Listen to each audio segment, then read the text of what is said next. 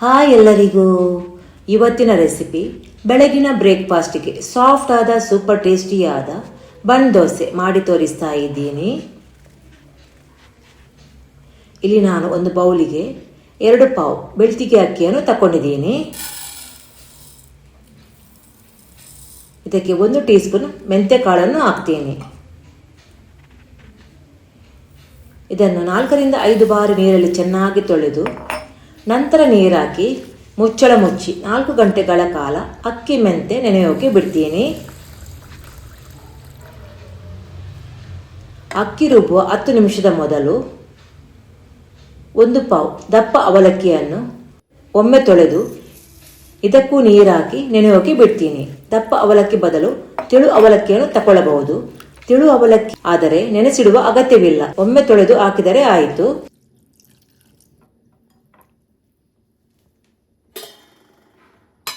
ನಾಲ್ಕು ಗಂಟೆಯ ನಂತರ ನೋಡಿ ಅಕ್ಕಿ ಮೆಂತೆ ಒಳ್ಳೆ ನೆನೆದಿದೆ. ಪುನಃ ಒಮ್ಮೆ ತೊಳೆದು ನೀರೆಲ್ಲ ಬಸಿದು ಇಡ್ತೀನಿ. ಅಕ್ಕಿ ರುಬ್ಬೋಕೆ ಮಿಕ್ಸಿ ಜಾರಿಗೆ ನೆನೆಸಿಟ್ಟ ಅಕ್ಕಿಯಲ್ಲಿ ಅರ್ಧ ಭಾಗದಷ್ಟು ಹಾಕ್ತೀನಿ. ಉಳಿದದ್ದು ಇನ್ನೊಮ್ಮೆ ರುಬ್ತೀನಿ. ನಾನು 2 ಬ್ಯಾಚಲ್ಲಿ ರುಬ್ತೀನಿ. ನೆನೆಸಿದ ಅವಲಕ್ಕಿಯ ಅರ್ಧ ಭಾಗವನ್ನು ಹಾಕ್ತೀನಿ. ಉಳಿದದ್ದು ಇನ್ನೊಮ್ಮೆ ರುಬ್ಬುವಾಗ ಹಾಕ್ತೀನಿ.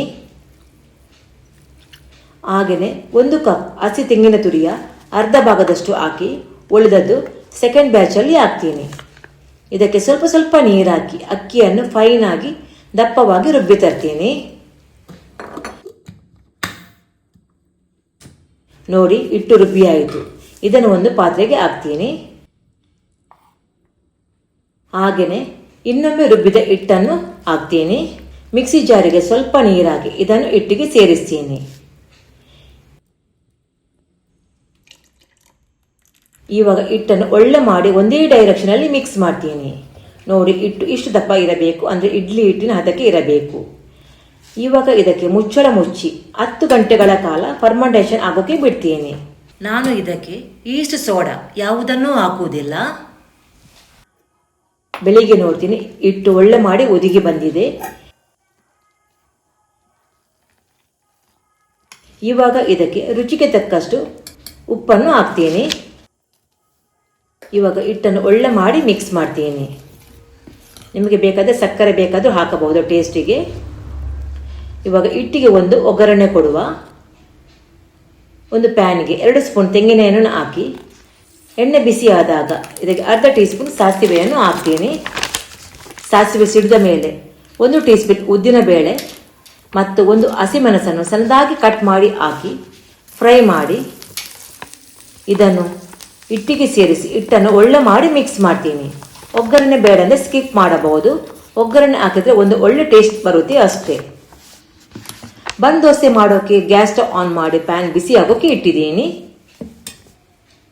ಇದಕ್ಕೆ ನೀರುಳ್ಳಿ ಸಹಾಯದಿಂದ ಎಣ್ಣೆಯನ್ನು ಸ್ಪ್ರೆಡ್ ಮಾಡಿ ಇದಕ್ಕೆ 1.5 ಸ್ಪೂನ್ನಷ್ಟು ಹಿಟ್ಟನ್ನು ಹಾಕಿ ಮುಚ್ಚಳ ಮುಚ್ಚಿ ಮೀಡಿಯಂ ಟು ಲೋ ಫ್ಲೇಮಲ್ಲಿ ದೋಸೆಯನ್ನು ಫ್ರೈ ಮಾಡ್ತೀನಿ. ನೋಡಿ ಹೇಗೆ ಉಬ್ಬಿ ಬಂದಿದೆ ಅಲ್ವಾ.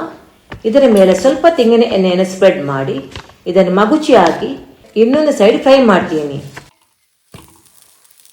ಲೋ ಫ್ಲೇಮಲ್ಲಿ ಫ್ರೈ ಮಾಡುವುದರಿಂದ ಬನ್ ದೋಸೆ ಫ್ರೈ ಮಾಡೋಕ್ಕೆ ಸ್ವಲ್ಪ ಟೈಮ್ ಹಿಡಿಯುತ್ತೆ. ನೋಡಿ ಹೇಗೆ ಕಾಣ್ತಾ ಉಂಟಲ್ಲ ಬನ್ ದೋಸೆ ಫ್ರೈ ಆಗಿದೆ. ಇದನ್ನು ಒಂದು ಪ್ಲೇಟಿಗೆ ತೆಗೆದಿಡ್ತೀನಿ. ಹಾಗೆಯೇ ಉಳಿದ ಎಲ್ಲ ಬನ್ ದೋಸೆಯನ್ನು ಫ್ರೈ ಮಾಡಿ ತೆಗಿತೀನಿ. ನೋಡಿದ್ರಲ್ಲ, ಸೂಪರ್ ಸಾಫ್ಟ್ ಆದ ಟೇಸ್ಟಿಯಾದ ಬನ್ ದೋಸೆ ರೆಡಿಯಾಗಿದೆ. ನನ್ನ ಇವತ್ತಿನ ಬನ್ ದೋಸೆ ರೆಸಿಪಿ ನಿಮಗೆ ಇಷ್ಟವಾದರೆ ಒಂದು ಲೈಕ್ ಕೊಡಿ. ಎಲ್ಲರಿಗೂ ಥ್ಯಾಂಕ್ ಯು ಫಾರ್ ವಾಚಿಂಗ್.